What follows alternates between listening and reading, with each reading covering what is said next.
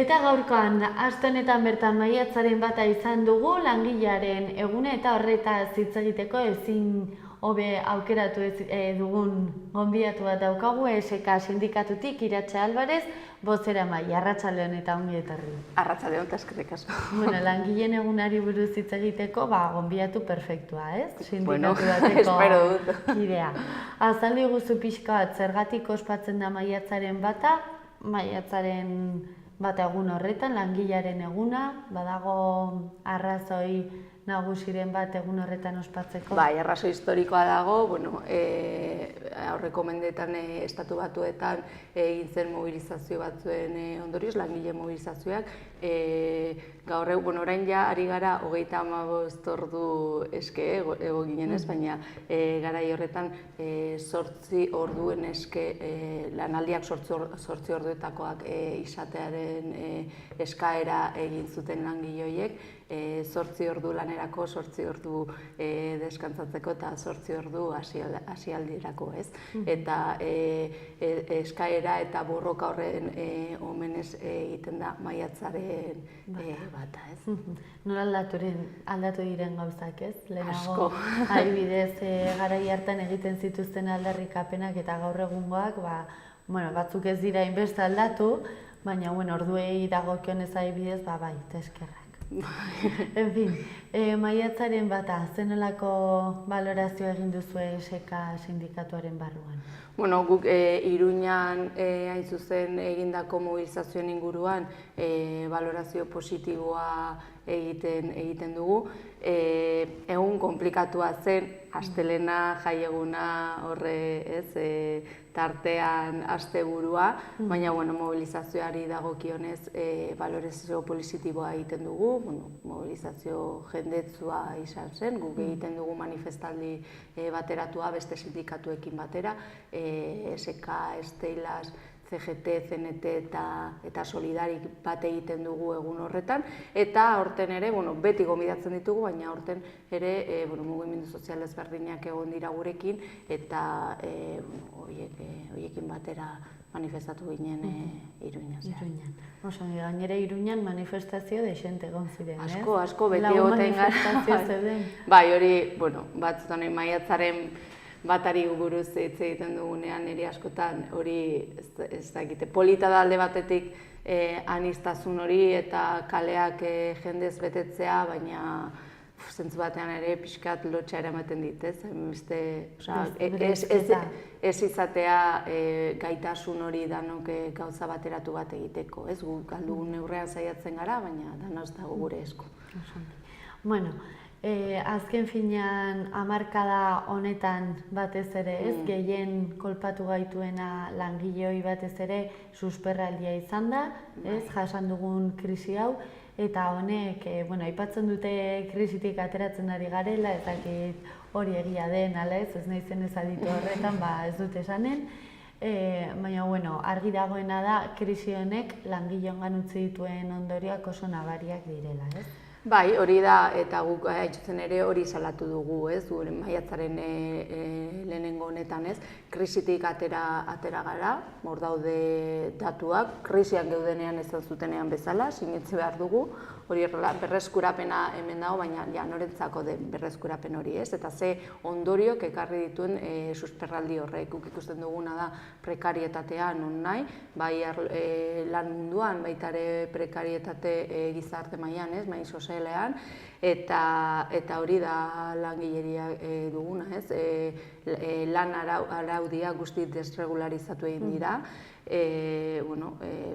prekarietatea behin eta berriz aipatzen dugu, soldata baxuagoak daude, agian langabezia gutxitu da eta enplegu gehiago sortu dute, baina zenolako enplegua sortu duten, ez? Zenbat ordu lan egiten duten langile horiek, lanaldi murriztuagoak dira, soldatak askoz baxuagoak, eta nik uste dut bereziki aipatu behar dugula hemen ere, ez? Ia arlo guztietan bezala, emakumeen egoera, ez? Hori, partzialtasuna emakume langileen lanetan, prekarietate handiagoa jasotzen dugu emakumeok, eta baita ere, hori ez, azkenean bereizketa hori eta diskriminazio hori jasotzen dugu lan munduan ere, ez. Bueno, eragin guzti hauek ez dira soilik langileongan bereizten, politikoki ere honek sortu du sekulako, ez, eragina eta ondorioak baita ere. Sistema politikoari dagokionez nolako hausnarketa egin duzue? Bai, gauza bera, susperraldiari buruz hitz egiten dugunean, hitz egiten dugu susperraldi ekonomiko bati buruz, baina baita ere politiketan hildo bera edo arau berak aplikatu dituzte. Murrizketak jasan ditugu, esaten digute Nafarroako gobernuek adibidez, Madrildik datozela, ez dakit nondik datozen, baina guri aplikatzen dizkigute berdin-berdin, beraz, hor ditugu egiten diren murrizketak, ez dute alternatibarik bilatzen gobernu ezberdinetatik, eta horrek azkenean eragina izaten du jendarte guztiarengan, ez. Langileen eskubideak babesteko batez ere sortuak izan zarete sindikatuak, egoera tamalgarri honen aurrean badago alternatibarik, nola ematen altzaio konponbidea egoera honi? Hombre, alternatibak badaude, ez? Eta nik uste dut sindikatuok jarraitzen baldin badugu gure lanarekin eta honetan alternatibak daudelako da, ez? Baina alternatiba horiek ez dira berez etorriko, ez? Eta hori zain da ere SK-aren leloa eta SK-ak alderrakatu duena maiatzaren lehenengo honetan, eta urte guztian, ez? Bakarrik egun berezi honetan, ez? Borroka behar da alternatiba horiek behartzeko eta aldaketak sorteazteko, eta borroka hori ezin da izan bakarkako borroka, ez? Danok batera borrokara ezaten genuen gure maiatzaren bat honetan, eta nik uste dut hori dela bidea, ez? Elkartzea, langileriaren bateratzea eta borroka horretara ekin, ez? Aldaketak lortzeko eta alternatibak lortzeko. Zeintzuk dira zuen ustez langileok ditugun erronka nagusiak? Nik uste dut hori dela erronkaditako bat, ez? Lortzea langileria batzea eta danok batera egotea honetan, ez? Eta nik uste dut ja oso larria eta bukatu behar dugula jasotzen ari dugun prekarietate honekin, ez? Prekarietatea lanean, prekarietate soziala edo, ez? Guzti horrekin bukatu behar da, berreskuratu behar ditugu, galdu izan ditugun eskubide guztiak. Krisiaren aurretik geneukan egoera horretara itzultzea posible da, ala ez? Asko aipatzen dute ez ez. Bueno, nik uste dut modu berean behintzat. Gauza asko, nik uste dut ere, agian modu berean ez dugu lortu behar, ez? Aprobetxatu dezakegu aldaketa batzuk egiteko ere, ez? Baina eskubide kontuei dagokiona, nik uste dut eskubide horiek berreskuratu behar ditugula, eta batiz ere berreskuratu behar dugu eskubide izate hori, ez? Orain badirudi horiek privilegioak zirela, ez? Eta guk esan behar dugu horiek langileenak ez dira privilegioak, horiek dira eskubideak, eta eskubideak direla, eta eskubideak ezin dira horrela ukatu edo kendu, ez? Orduan, ez dakite lehenengo egoera hori onena zen edo ez, ez? Agian hori berreskuratu behar da, eta datagogun ere. Ze garrantzitsua denez, bereizketa hori egitea privilegio baten artean eta eskubide baten artean. Bai, ze badirudi batzutanik zentute dituzunean, komunikabidetan eta hori jendearitze egiten, eske badirudi opari diguten zeo zer dela, ez? Eta langileriari eta jendarteari orokorrean ez digute zer oparitu, dana borrokaren bidez lortu dugu eta gure lorpenak dira. Eta jundira guzti hori kentzen, pixkanaka, egoera honetara heldu arte, ez? Borroka hori guztiz lotuta dago eta harremanduta dago langileriaren mobilizazioekin, ez? Mugimenduarekin. Nola ikusten duzue gaur egungo langileriaren mugimendua? Bueno, nik uste dut asko aldatu dela, ez? Lehen aipatu duzu, eta adibidez maiatzaren batari buruz hitz egiten dugula, ez? Maiatzaren batan niretzako badauka bi alderdi, ez? Batetik badago ospakizuna eta, bueno, langileriari omenaldia edo, bueno, ez, errekonozimendu hori eta jai giro hori ere badago eta nik uste dut beharrezkoa dela ere, baina ezin dugu ahaztu borroka egun bat dela ere, ez? Eta hori bai ikusten dudala, behintzat nire hausnarketa da, urteetan zehar aldatuz eta galduz jundela pixkanaka. Nik uste dut langileriak berreskuratu behar duela langile klasearen izaera, ez? Edo sentimendu hori, ez dakite nola esan, ez? Eta benetan sinistea horiek bere eskubideak direla eta defendatu behar dituela, ez? Beraz, pixkat ikusten duzu indartu beharko litzatekeela langileriaren mobilizazio hori beste urte batzuetan eta hamarkada batzuetan beste botere zuena. Bai, eta, bueno, nik uste dut ere horretan sindikatuok autokritika ere egin behar dugula, ez? Ez diogu batzutan, beldurra eta hor usten dugu pilota besteen teiatutan, ez?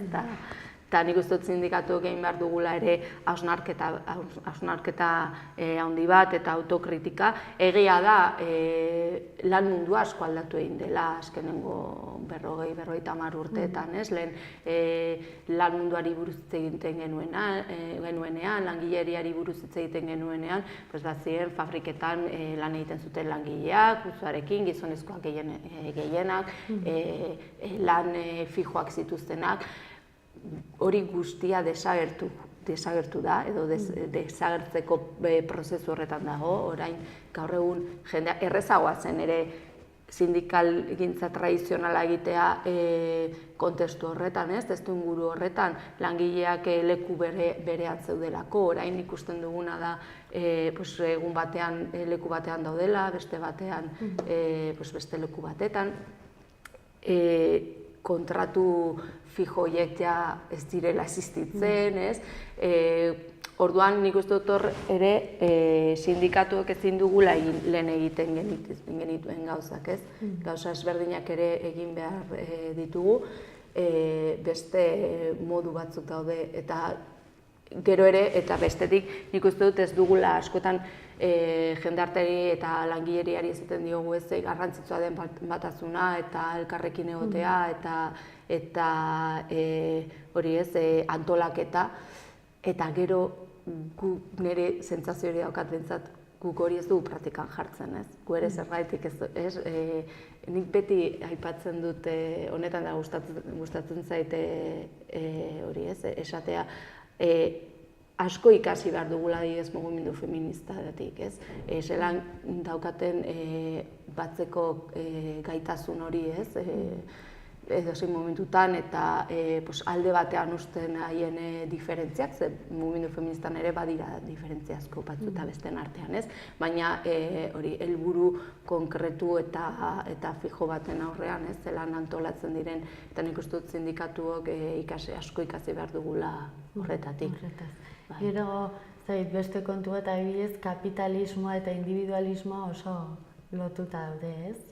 Aipatzen dugun bereizketa horrekin zer ikusi handia duela, agian horrek ere min handia egin dio langile munduari. Bai, baina esaten duzu, egia da, beste testuinguru baten aurrean gaude, baina nik uste dut horretan ni agian ez dakit gorria naiz edo, baina nik uste dut ere sindikatuok ez dugula kapasitatea izan, gaitasuna izan horri ere aurre egiteko, ez? Eta egoera horretan dauden langilei beste alternatibak eskaintzeko, ez? Eta, bueno, baina guztiarekin ikasten da, eta nik uste dute bide horretan gaudela, ez, saiatzen, eta bueno, moldatzen gu ere egoera berriari. Nola ikusten duzu gure etorkizuna? Bueno, nik lehen aipatu dute, ni oso baizkorra naiz eta ikusten dute aurrera jarraitu behar dugula. Borroka dela horretarako dugun bide bakarra, nik uste dut ari garela pausutsuak ematen ere, eta alternatibak dauden bitartean nik uste dut esperantza ere badagoela eta horretan jarraitu behar dugula. Osan Iratxe, oso interesgarria. Kontatu diguzun guztia, mila esker, jarraituko dugu, langileen borrokan. Eta eskerrik asko. Zuei.